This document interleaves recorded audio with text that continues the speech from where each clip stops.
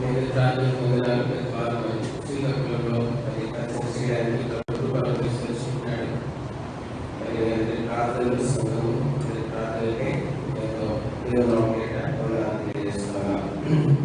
ప్రయాణాలు కూడా దేవుడు రూపాయలు తీసుకొచ్చుకుంటున్నాడు. అక్కడ సంఘము మరి విశ్వాసులు పరిశుద్ధ సేవలు వారి పరిచర్య వాళ్ళు కూడా మన సంఘానికి శుభాలు తెలియజేయని చెప్పి ఉంటారు. అక్కడ సంఘము ఏషే సంఘము శ్రీకాకుళం అక్కడ సంఘం కోసం కూడా ప్రార్థించమని శ్రీకాకుళంలో ఉన్నటువంటి సంఘం కోసం ప్రార్థించేయండి. మరి వారిని దేవుడు వారి పరిస్థితి దీవించి వారిని దేవుడు ఆ ప్రాంతంలో గొప్ప సాక్షులుగా వాడుతున్నట్టుగా ప్రార్థించాల్సిన అదే కలసంలో ఆరాధన ఉన్నాయి. మొదటి స్థాయి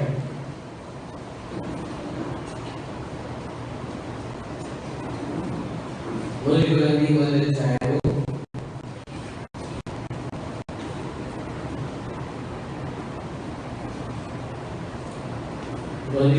మొదటి స్థాయి మొదటి 2 వచనాలు కలిసి మొదటి స్థాయి మొదటి 2 వచనాలు కలిసి దేవుని చిత్తం వల్ల యేసుక్రీస్తు ఒక అపోస్తలుగా పిలువబడిన పౌలును సహోదరుడైన సోస్టెనేసు కొరింథీయుల దేవుని సంఘములకు క్రీస్తు యేసునందు పరిశుద్ధపరచబడిన వారు పిలువబడిన వారిని మనకు ప్రభువుగా ఉన్న యేసుక్రీస్తు నామమున ప్రతి స్థలంలో ప్రార్థించి వారిని శుభమని చెప్పి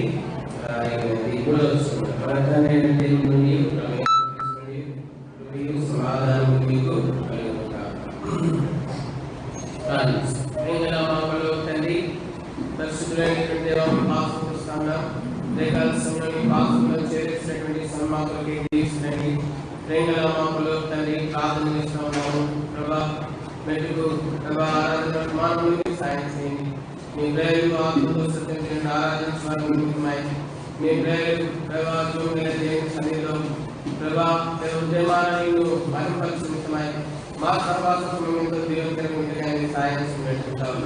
ప్రభా మెట్టుకు ప్రార్థన చేస్తూ ఉన్నాము. ప్రభా చదువు బాగు మాకు దీవించండి. చదువు బాగు ద్వారా ప్రభా మీరే మిమ్మల్ని మా అందరికీ కూడా వింటుక చేయమని జరవని ఆకాశం దయచేసుకోండి. ఆ ప్రభా అల్పుణ్యమైనటువంటి దాసుని సంపూర్ణంగా మీ వశంలో ఉంచుకుని ప్రభా మీ ఆత్మతో నింపి మీ నామములకైనటువంటి మనుషులుగా వాడుకుంటుని నోటులు వాడుకుంటుని యేసుక్రీస్తు ప్రభువారి పరిశుద్ధ ప్రార్థించి స్తుతించి బ్రతిమలాడి వేడుకుంటున్నాం తండ్రి. దేవదర్శనంలో ప్రభువుని ఆరాధించడానికి మనకి సహవాసంలో దేవుడు మనకు ప్రవేశించుకుంటాడు. అదే దేవుడు ప్రభు మనల్ని పిలుస్తూ వచ్చుకుంటాడు. మరి ఎందుకోసం అంటే పరిశుద్ధులుగా ఉండడానికి ఆయన పిలుస్తూ వచ్చుకుంటాడు. అందుకే రాయబడింది క్రీస్తు యేసునందు పరిశుద్ధపరచబడిన వారే పరిశుద్ధులుగా ఉండటకు పిలువబడిన వారు. ఆయన మనల్ని పరిశుద్ధులుగా ఉండడానికి పిలుస్తూ వచ్చుకుంటాడు. ఆయన పిలుపులో ఒక ఉన్నతమైనటువంటి ఉద్దేశం ఉంది, ఉన్నతమైనటువంటి సంకల్పం ఉంది, ఉన్నతమైనటువంటి ఏర్పాటు ఉంది. కాబట్టి ఆయన మనలో మరి పరిశుద్ధులుగా తన పరిశుద్ధతలో పాల్గొనేటువంటి వారు ఉంటే తనవంటి పరిశుద్ధులుగా ఆయన మనలో పిలుచుకొచ్చుకున్నాడు. తనవంటి పరిశుద్ధులు ఉంటే ఆయన మనలో పిలిచినటువంటి వాడు ఉంటాడు. ఆయన పరిశుద్ధులు కనుక మనము ఆయన పరిశుద్ధులు ఉంటే ఆయన మనలో పిలిచినటువంటి వాడు ఉంటాడు. కాబట్టి అదే కాల సమయంలో తన పరిశుద్ధతను అనిపించి తన పరిశుద్ధతలో పాల్గొనడానికి గ్రహించి తనలో పరిశుద్ధులుగా ఉండడానికి పిలిచిన ప్రభుని మనము ఆరాధించడానికి చేరవలసినటువంటి వారు ఉన్నాం. కాబట్టి ఇదివరకు పరిస్థితి మరి విలువైనటువంటి ఇదివరకు పరిస్థితి ఎంతో మలినమైనది, ఎంతో దోషకరమైనది, ఎంతో అపరాధంతో కూడినటువంటిది, దాసులుగా ఉంటుంది.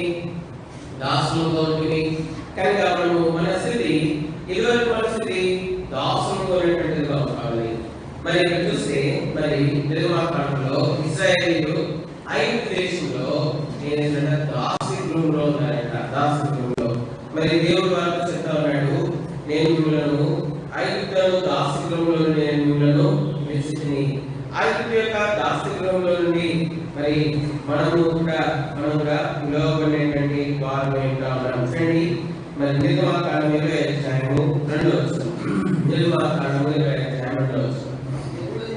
దేవుడైన యెహోవాను నేనే దాసగృహమైన ఐగుప్తు దేశంలో నుండి నిన్ను రప్పించితిని.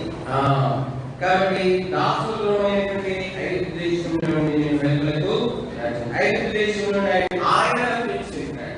మనంతా ఇశ్రాయేలీయులు వాళ్ళంతా వాళ్ళు రాలేదు, మరి వాళ్ళంతటా వాళ్ళు రాలేదు. ఆయనే వారిని వెలుపలకు పిలిచినటువంటి వాడు ఇంకా ఉన్నాడు. ఆయన వెలుపలకు పిలిచినటువంటి వాడు ఇంకా ఉన్నాడు. తర్వాత చూడండి 9వ వచనం, మొదటి అధ్యాయము 9వ వచనం. అందరం తెలుస్తున్నా మొదటి అధ్యాయం 9వ వచనం. మన ప్రభువైన యేసుక్రీస్తు అను తన కుమారుని సహవాసమునకు మిమ్మల్ని పిలిచిన దేవుడు నమ్మదగిన వాడు. కాబట్టి ఆయన అంతమాత్రమే కాదు, ఆయన మనల్ని పరిశుద్ధులుగా పిలుస్తున్నాడు. దాసులుగా ఉన్నప్పుడు మనము మొదటి స్థితి దాసస్థితిలో ఉంది. ఇశ్రాయేలు అయితే ఐగుప్తులో దాసులుగా ఉన్నారు. ఇశ్రాయేలు అయితే ఎక్కడ దాసులుగా ఉన్నారు? ఐగుప్తులో దాసులుగా ఉన్నారు. ఐగుప్తుల దాసుల నుండి వారిని విడిపించుకోలేనటువంటి వారుగా ఉపయోగిస్తున్నారు. వారి శక్తి సరిపోలేదు, బలమైన జనంగానే ఉన్నారు, కానీ వారి శక్తి వారికి సరిపోలేదు. నిర్గమకాండము 2వ అధ్యాయం, నిర్గమకాండము 1వ అధ్యాయం.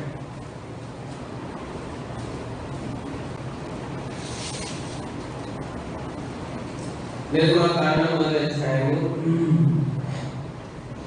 ఏమని చూస్తే మరి ఇక్కడ ఇశ్రాయేలీయులు ఎంతో బలమైనటువంటి జనంగా వారు ప్రవర్తిస్తున్నారు. చూడండి 9వ వచనం, మొదటి అధ్యాయం నిర్గమకాండం 1వ అధ్యాయం 9వ వచనం.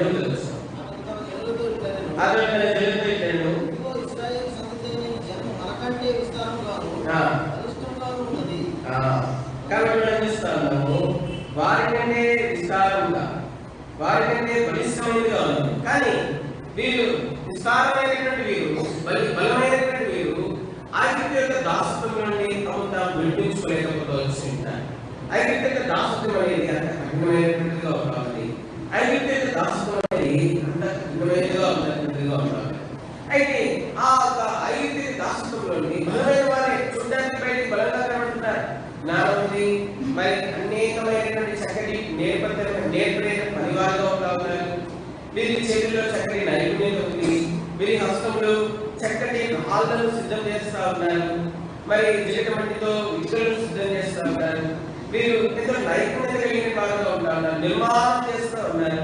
వీరు నిర్మాణకులుగా కూడా ఉన్నారు. అందుకే నిర్మాణంలో చూస్తే వారు ఆ ప్రాంతంలో పట్టణాలను కట్టేటువంటి వారు వచ్చింటారు. వారు మరి పట్టణాలను కట్టేటువంటి వారు వచ్చింటారు. చూడండి ధనాగారంలో 1వ అధ్యాయం నిర్మాణకాండము 11వ వచనం. నిర్మాణకాండం 1వ అధ్యాయం 11వ వచనం. కాబట్టి వారి మీద పెట్టిన భారములలో వారిని శ్రమపెట్టుకు వెట్టి పనులు చేయించి అధికారులు వారిని నియమింపగా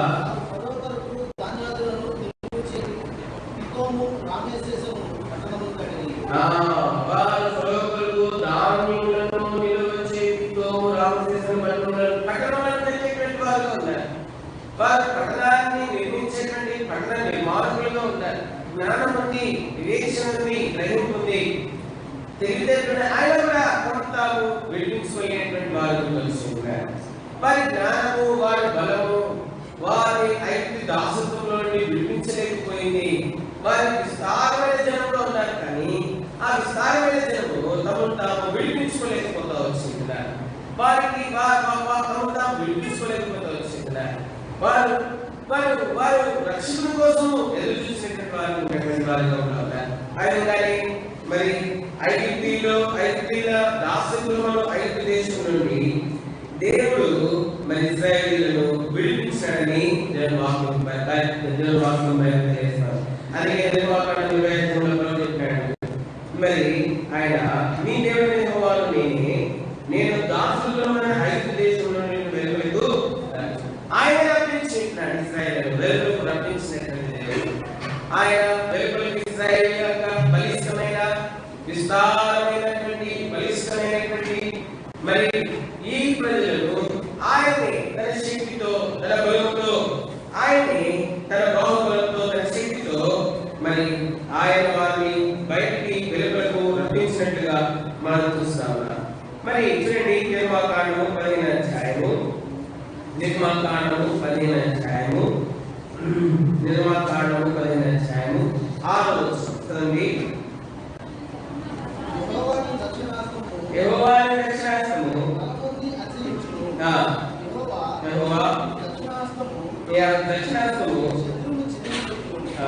కాబట్టి దేవుడు తన దక్షిణహస్త బలంతో దేవుడు శత్రువుని చిరులోకి మరి జయము అనుగ్రహించినట్లుగా మనం చూస్తాము. అది మాత్రమే కాదు, 12వ వచనం చదవండి.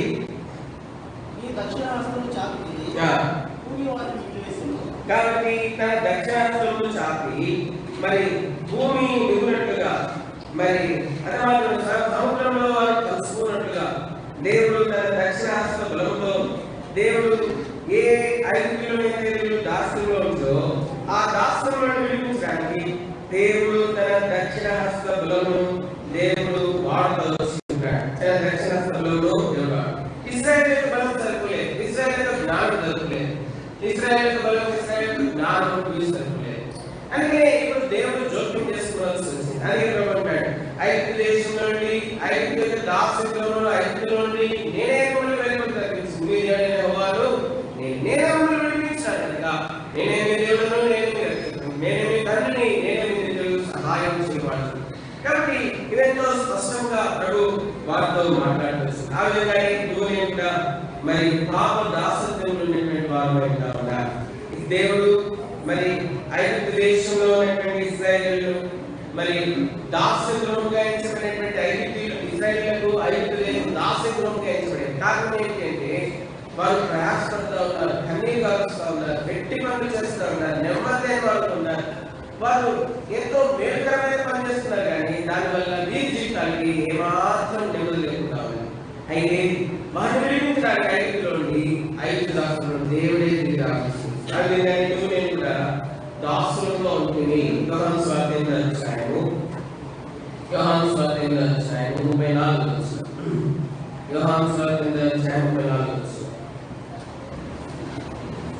పాపం చేయ ప్రతివాడు పాపములకు దాసుడని మీరు నిశ్చయంగా మనం కూడా దాసులుగా ఉంటుంది, పాపములకు దాసులుగా ఉంటుంది, పాపములకు దాసులుగా ఉంటుంది. దేవుడు వాక్యం తెలియజేస్తున్నది, పాపం వల్ల వచ్చే జీవితము ఏమైనది మరణము, మరణములకు పాత్రలుగా ఉంటుంది, పాపములకు దాసులుగా ఉంటుంది.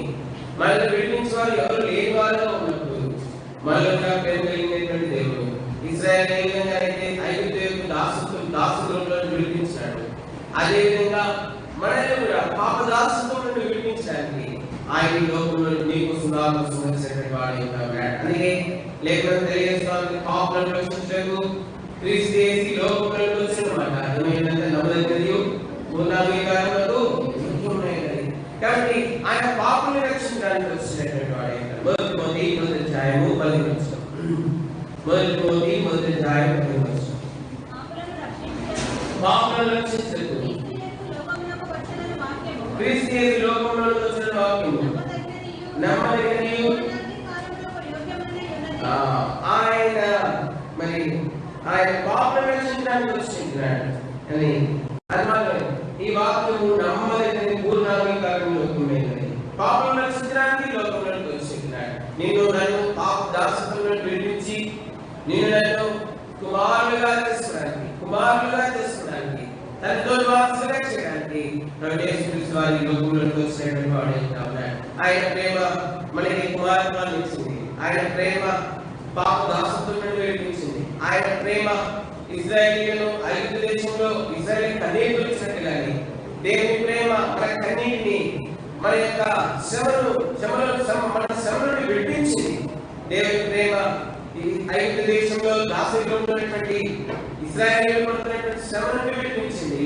అదే దేవుని ప్రేమ నువ్వు పాపంలో మరి ఏ విధంగానైతే శ్రమపడుతున్నావో మరి పాపమును బట్టి ఆ శ్రమలో నుండి, దుఃఖంలో నుండి, పాపం బట్టి కలిగిన దుఃఖము శ్రమలో నుండి అదే దేవుని ప్రేమ నేను నన్ను విడిపించినట్టుగా దేవుని వాక్యం తెలియజేస్తారు. ఉదయకాలంలో అది మాత్రమే కాదు, ఉదయకాలంలో మనం చూస్తే ఐగుప్తు దేశం నుండి దేవుడు ఇశ్రాయేలును విడిపించడానికి ఆయన కేవలం తన బాహుబలాన్ని వాడుతూ వచ్చింది.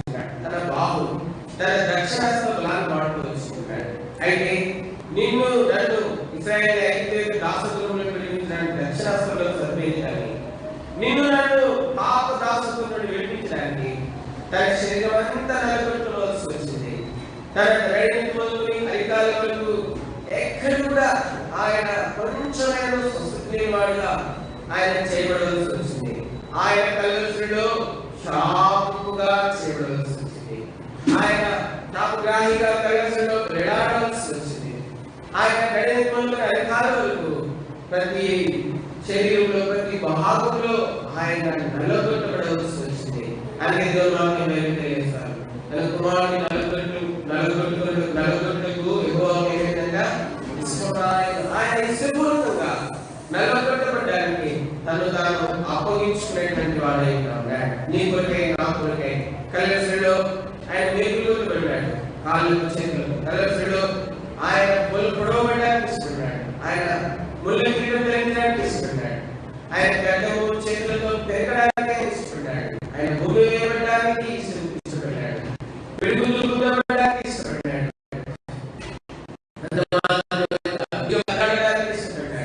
అన్న మాత్రమే కాదు, ఆయన కొరడాలతో ఆయన కొట్టబడ్డానికి కూడా ఆయన ఇష్టపడేటువంటి వాడే ఉంటాడు. ఐగుప్తీయులను దాసత్వంలో ఇశ్రాయేలు విడిపించడానికి దేవుడికి దక్షిణాస్త్రంలో సరిపోయించడానికి, నిన్ను నన్ను పాప దాసత్వంలో విడిపించడానికి దేవుడికి తన శరీరం అంతా నలగొట్టుకోవాల్సి వచ్చింది.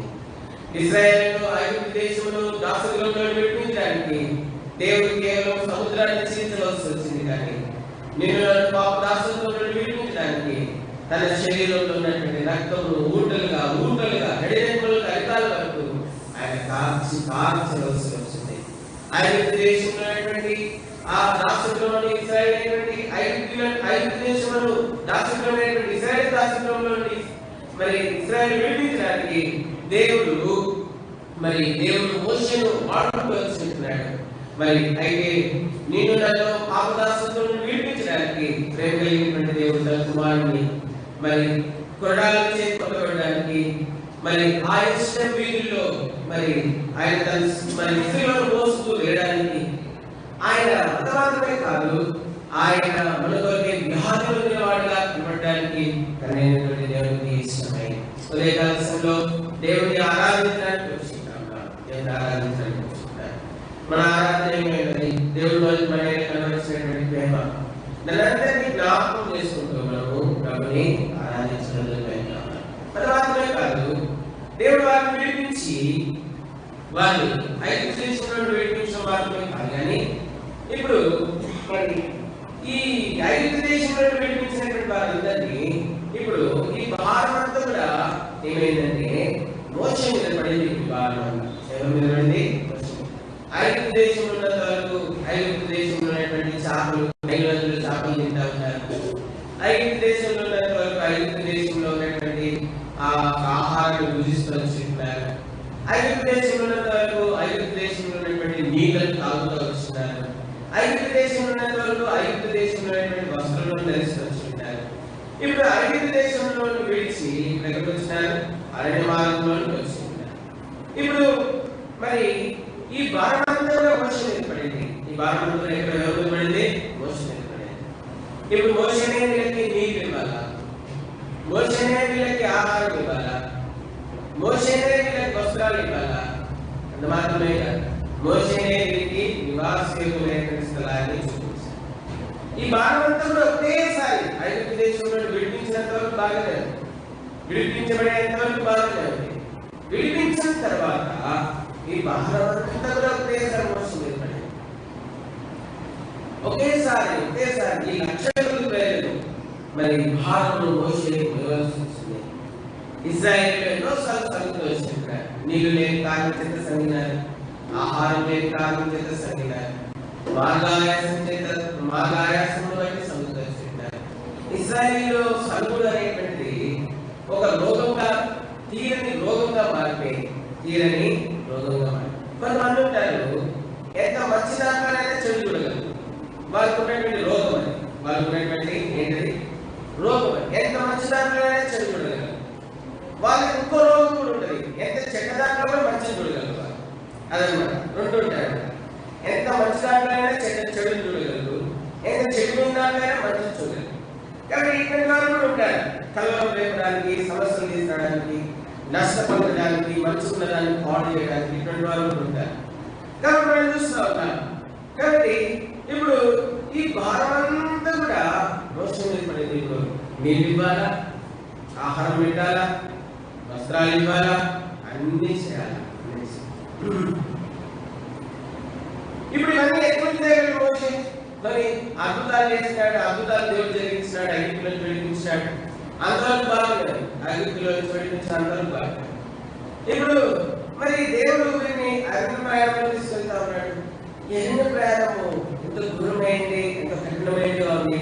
ఎందుకంటే ఆ అరణ్య ప్రయాణంలో ఎన్నో తాపకరమైనటువంటి సర్పాలు, ఎన్నో రకాలైనటువంటి పరిస్థితులు వారు ఎదుర్కొంటూ వస్తున్నారు. అయితే వీటన్నింటిలో దేవుడు నమ్మదగిన వాడు వచ్చింటున్నాడు. అయితే ఇప్పుడు ఇశ్రాయేలు అనేక మార్లు సరిగి కొలిగినట్టుగా మనం చూస్తాం. చూడండి, నిర్మాకాండంలో మాట్లాడుతున్నాం. నిర్మాకాండము 17వ అధ్యాయం. నిర్మాకాండము 17వ అధ్యాయం చూడండి, మొదటి 2 వచనాలు చదవండి.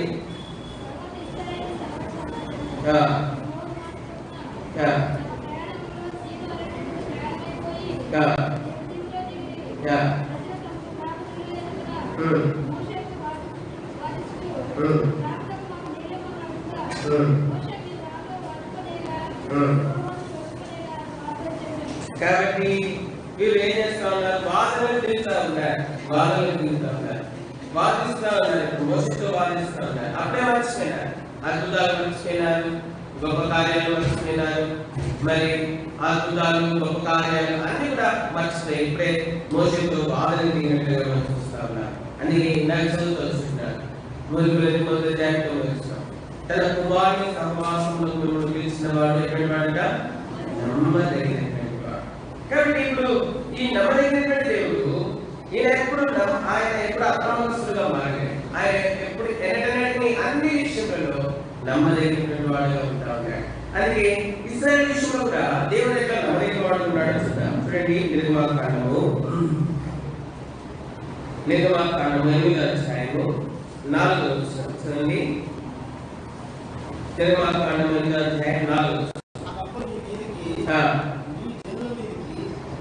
క్షమించండి, ద్వితీయోపదేశకాండం 8వ అధ్యాయం 4వ వచనం. ద్వితీయోపదేశకాండం 8వ అధ్యాయం 4వ వచనం. ఈ 40 సంవత్సరంలో నువ్వు వేసుకున్న బట్టలు పాతగలేదు, నీ కాళ్ళు వాయు. కాబట్టి 40 సంవత్సరంలో ఇశ్రాయేలీయులు వారు వేసుకున్నటువంటి బట్టలు పాతగలేదంట. దేవుడు ఎంత గొప్పదైనటువంటి కృప, దేవుడు ఎంత గొప్ప కార్యాన్ని వారి పక్షాన దేవుడు చేస్తున్నటువంటి 40 సంవత్సరాల అరణ్య ప్రయాణంలో వారి యొక్క బట్టలు పాతగలకుండా దేవుడు సహాయపడుతున్నాడు. నిర్మాకాండము 17వ అధ్యాయం. నిర్మాకాండము 17వ అధ్యాయము 5, 6 వచనాలు చదవండి.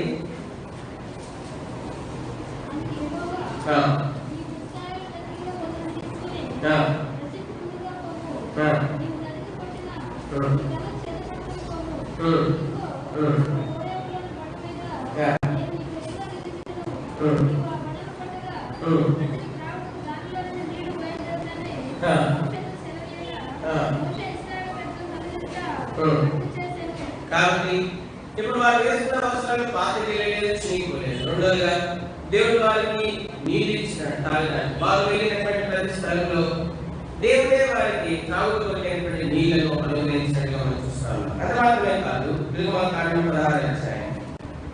నిర్మాకాండము 16వ అధ్యాయం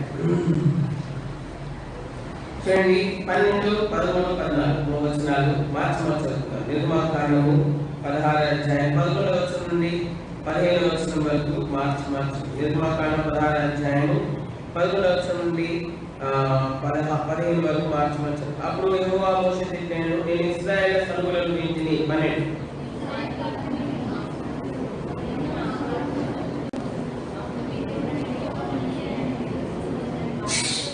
కాగా సాయంకాలమున ఊరేయులను వచ్చి వారి పాలెమును కప్పెను. ఉదయమున మంచు వారి పాలెము చుట్టూ పడి ఉండెను.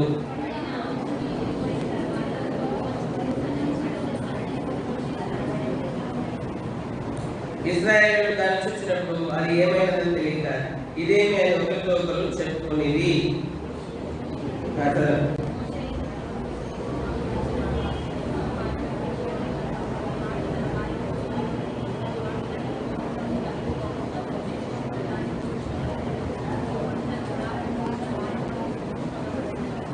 కాబట్టి మనం చూస్తున్నాం దేవుడే వీరికి ఆహారం కూడా ఇచ్చినట్టుగా మనకు ఇదేమి అన్న మాటకి హెబ్రీ భాషలో మన్నా ఇదే.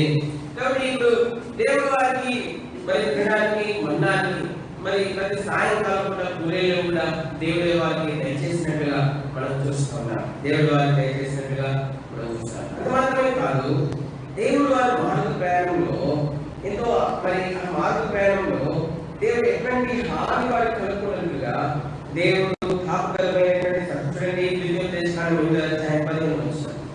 ద్వితీయోపదేశకాండం 8:15 వస్తుంది.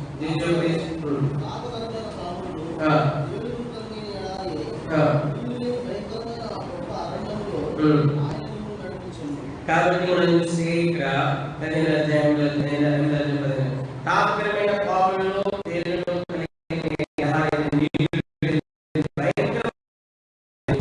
రాతి బండలను నీకు నీళ్ళు తిరుగు మీకు మేలు చేయాలని నేను అణచుకును శోధించుకును నీ పితరుల దగ్గర నీ మన్నాతో అరణ్యంలో ఎన్నో.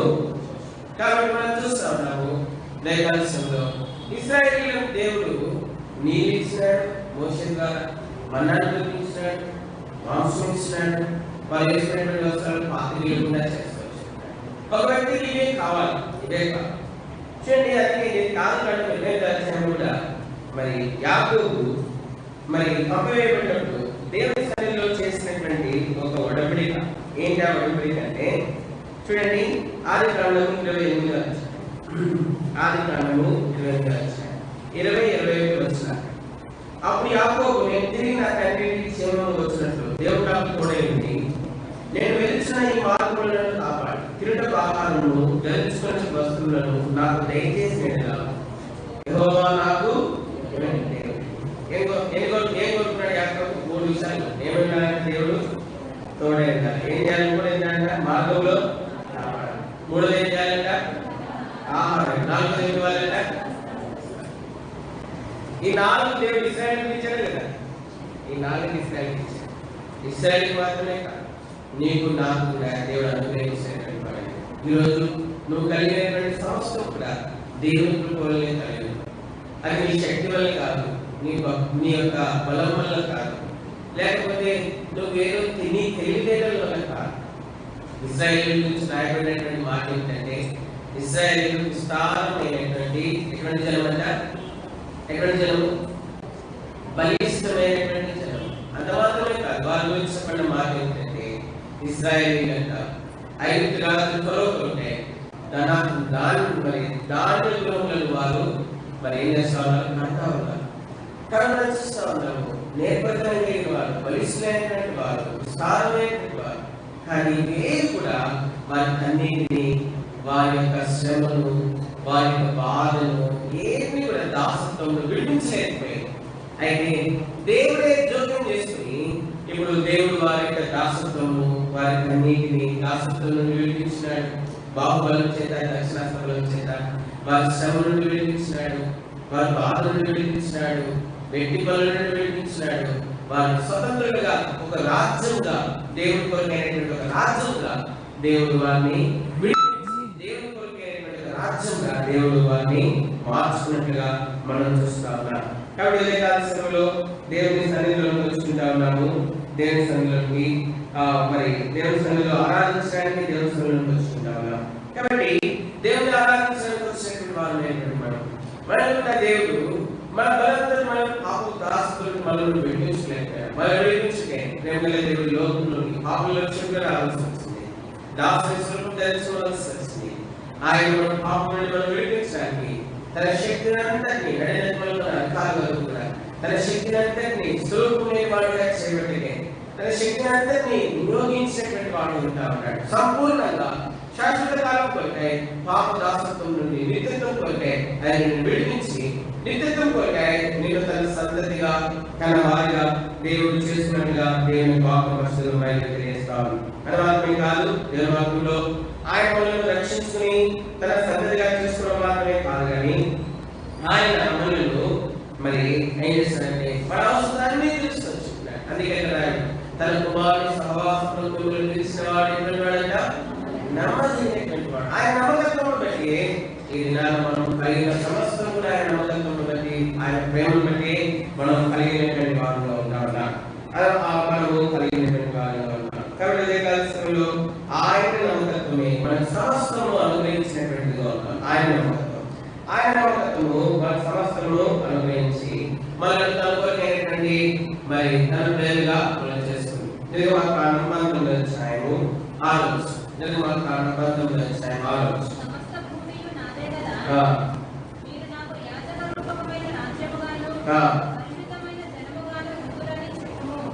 కాబట్టి మనం చూస్తా ఉన్నాము, ఇప్పుడు ఇదే ఇశ్రాయేలు ప్రజలు మునుపైతే దాసులు, కానీ ఇప్పుడైతే ఏమైనారంట జాతిక రూపమైన రాజ్యం కాదు, పరిశుద్ధమైన జనం కాదు. కానీ ఇప్పుడు ఇదే ప్రజలు ఇదివరకు దాసులు, కానీ ఎప్పుడైతే దేవుని యొక్క బాహుబలం చేత విడిపించబడ్డారు, ఇప్పుడు ఇదే ప్రజలు దేవుని కొరకైనటువంటి మరి జాతి రూపమైన రాజ్యంగా, పరిశుద్ధమైన జనంగా, మరి దేవుని వారసులుగా మారినట్టుగా చూస్తా ఉన్నాం.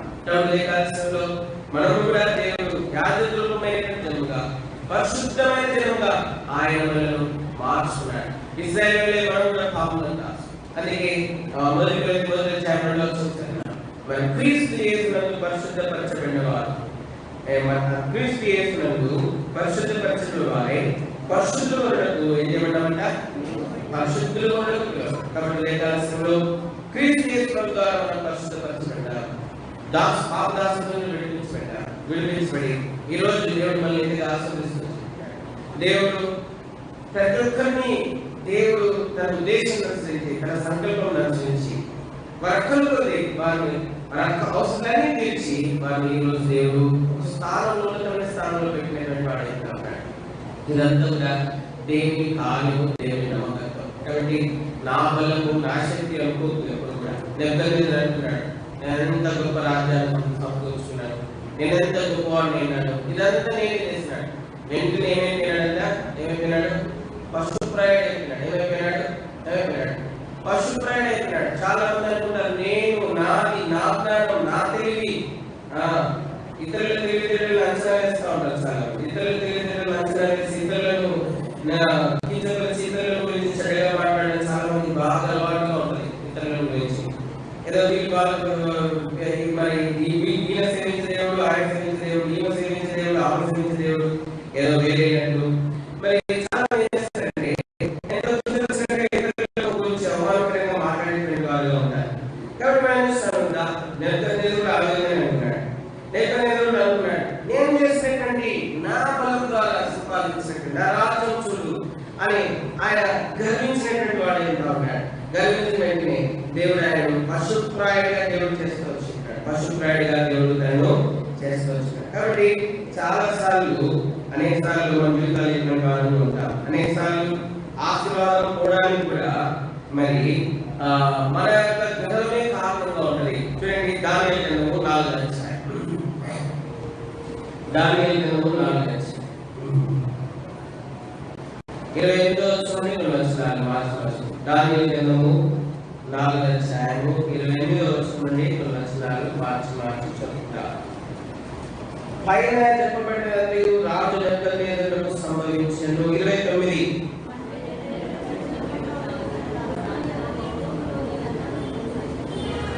రాజు బబులోనును ఈ మహా విశాల పట్టణము నా బలాధికారమును నా ప్రభావ ఘనతను కనబరుచుటకై నా రాజధాని నగరంగా నేను కట్టించినది కదా అని తనలో తాను అనుకునెను.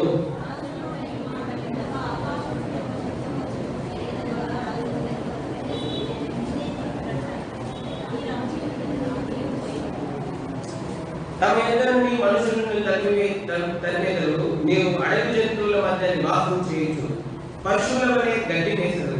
సర్వోన్నతుడు దేవుడు మానవుల రాజ్యమైన అధికారి ఉండి దాన్ని అనుగ్రహింప నిశ్చయించు వారికి అనుగ్రహించుకుని నీవు తెలుసుకునే వరకు 7 కాలం నీకు ఇలా జరుగునని చెప్పెను.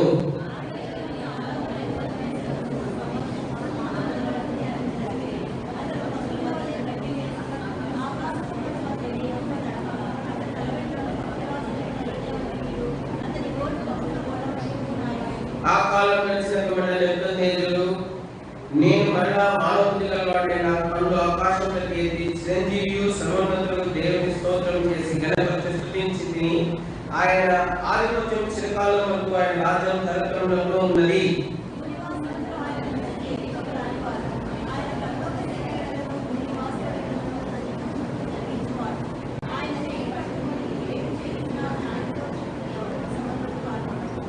కాబట్టి మరి అతడు నేను నేను నేను అని తన జీవితంలో నేను కష్టపడ్డాను, నేను నాది, నేను కష్టపడాలి, నేను నేను అనుకుంటూ వచ్చుకుంటున్నాడు. నేను చేస్తున్నాను, చూడు ఎంత గొప్ప పట్టణాన్ని కట్టించుకున్నాను, ఎంత బలపరాక్రమం ప్రభావం ఎంత కనపరుచుంటే నా బలము నా పరాక్రమం అంటున్నాడు. అక్కడ ఎవరి బలం అంట? నా బలము నా పరాక్రమం, నా పరాక్రమము నా బలాధికారము నా ప్రభావం కనపరుచుంటే మరి నా రాజధాని నగరంలో నేను కట్టించిందని కాదా అని అనుకుంటున్నా. నా బలాధిక్యము నా ప్రభావము నా నా రెండు దేవుడు వింటాల్సిన పనిముతుడు 7 కాలంలో 7 కాలం పశుప్రాయుడుగా మానవ లోకంలోని తరిమివేయబడి జంతువు వలె పశుప్రాయుడై మంచుకు తడిసి ఎంత హీన దశలోకి వెళ్ళిపోవచ్చు. చాలాసార్లు మన హీన దశకు కారణము మనమే, మన హీన దశకు మన దుస్థితికి కారణంలో మనమే. ఎందుకంటే మన హృదయంలో గర్విస్తూ ఉంటాం, ఇతరుల కంటే మనం హెచ్చించుకుంటూ ఉంటాం. మన దేవుడు మనకి ఇచ్చినటువంటి ఆశీర్వాదాల నుంచి నేను నాది అనుకుంటాం. అందుకే దేవుడు కొన్నిసార్లు అప్పగించేటువంటి వాడుగా మన హీన దశకు మళ్ళీ అప్పగించేటువంటి వాడుగా ఉంటాడు. అదే విషయంలో అసహ్యించడానికి ఏం లేదు లోకంలో. నువ్వు లేని భూలోకంలోకి ఏం తీసుకురాలి, ఏం తీసుకోవాలి. అందుకే అపోస్తలుడు పౌలు తిమోతి మనం ఈ లోకంలోకి ఏమి తీసుకురాలేదు, ఏం తీసుకోవాలంట, ఏమేయో తీసుకో. కాబట్టి ఏం తీసుకురాలేదు ఏం తీసుకోండి. ఈరోజు మనం కలిగినదంతా కూడా దేవుని కృప వల్లే. కాబట్టి ఆ సత్యము ఆ మార్గం ఎరిగినటువంటి వారు మనం కలిగినదంతా దేవుని యొక్క కుమారుని యొక్క సహవాసంలో పిలిచి దేవుడు తన నమ్మకత్వం అంతే మనకు వచ్చినాడు. ఇశ్రాయేలు కనిపించినట్లుగా అరణ్య ప్రయాణంలో ఇశ్రాయేలు తన నమ్మకత్వం కనిపించి ఆహారం ఇచ్చినాడు, నీళ్ళు ఇచ్చినాడు, వస్త్రం నుంచి నీకుండా చేసినాడు, కాళ్ళు గాయకుండా చేసినాడు. తాపుతరమైన సర్పములు, భయంకరమైనటువంటి ఎడారులు ఉన్నటువంటి ఆ స్థలంలో దేవుడు ఒక్క నమ్మకమైన సర్పం కూడా వారిని కలవకుండా దేవుడు వారిని కాపాడాడు.